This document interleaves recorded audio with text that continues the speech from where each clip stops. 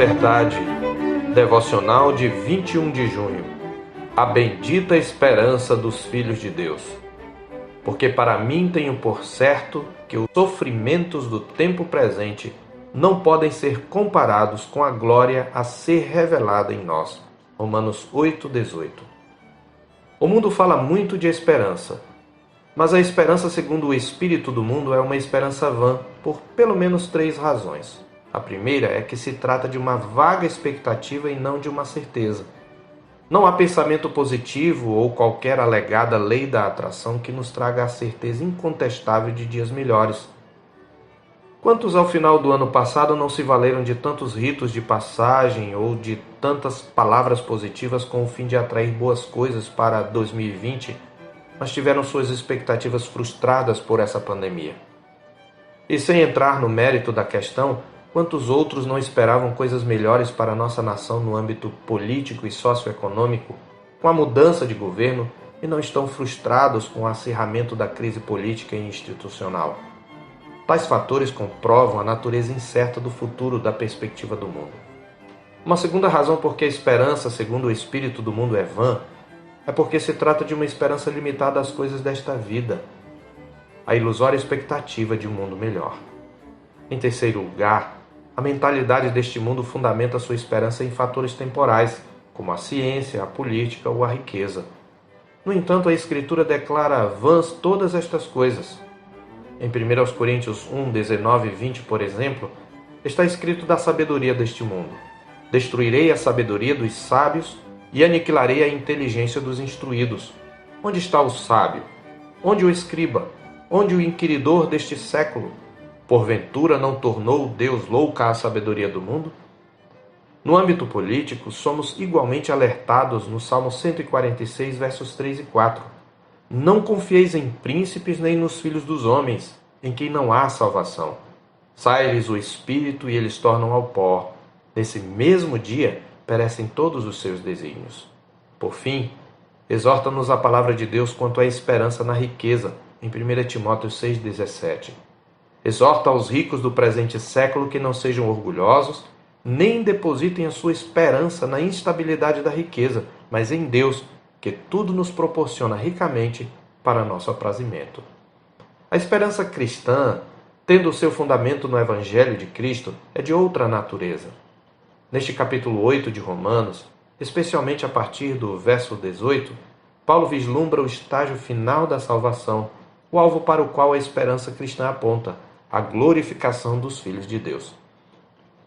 Ele fala da natureza dessa esperança. Quando examinamos a passagem, concluímos que ele não fala de uma espera vaga, mas de uma expectativa confiante. Não em termos de uma dúvida sombria, mas de uma certeza fulgurante. Não com uma postura inconstante, mas com uma fé paciente. Ele fala também da sublimidade da nossa glorificação, mostrando que ela está no fato de que a adoção pela graça por meio de Cristo, a qual é selada pelo Espírito, faz-nos co-herdeiros com Cristo, como é destacado desde os versos 15 até o 17. Porque não recebestes o espírito de escravidão para viverdes outra vez atemorizados, mas recebestes o espírito de adoção, baseados no qual clamamos: Abba, Pai. O próprio Espírito testifica com o nosso espírito que somos filhos de Deus. Ora, se somos filhos, somos também herdeiros, herdeiros de Deus e co-herdeiros com Cristo.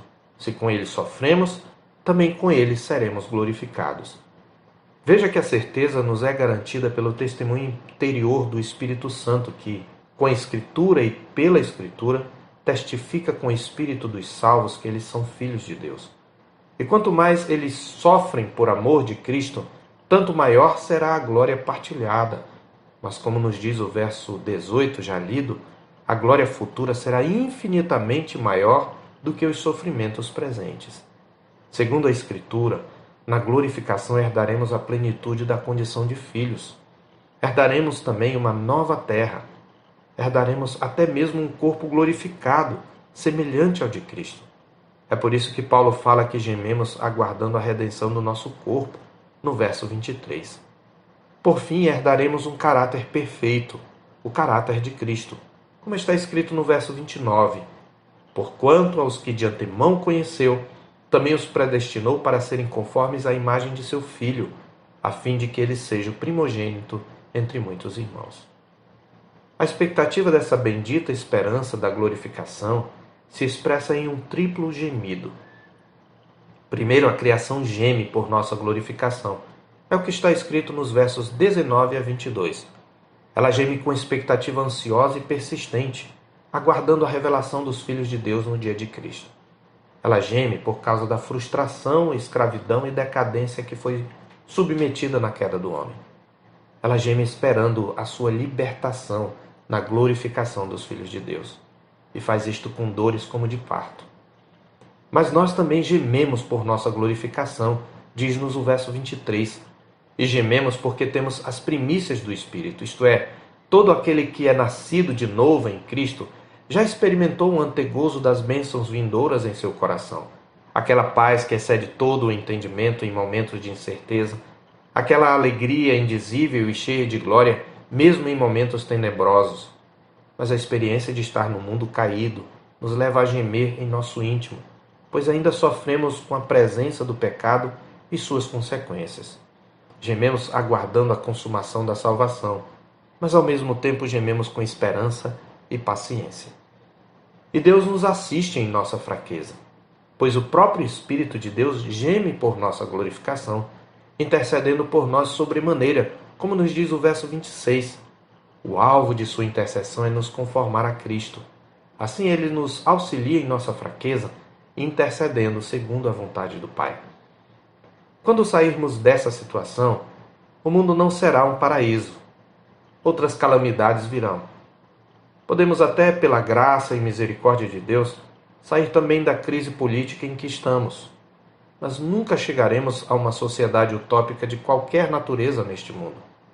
Contudo, ainda que ameaçados por tribulação, angústia, perseguição, fome, nudez, perigo ou espada, e de serem entregues à morte o dia todo, os filhos de Deus aguardam com convicção inabalável os novos céus e a nova terra, nos quais habita a justiça.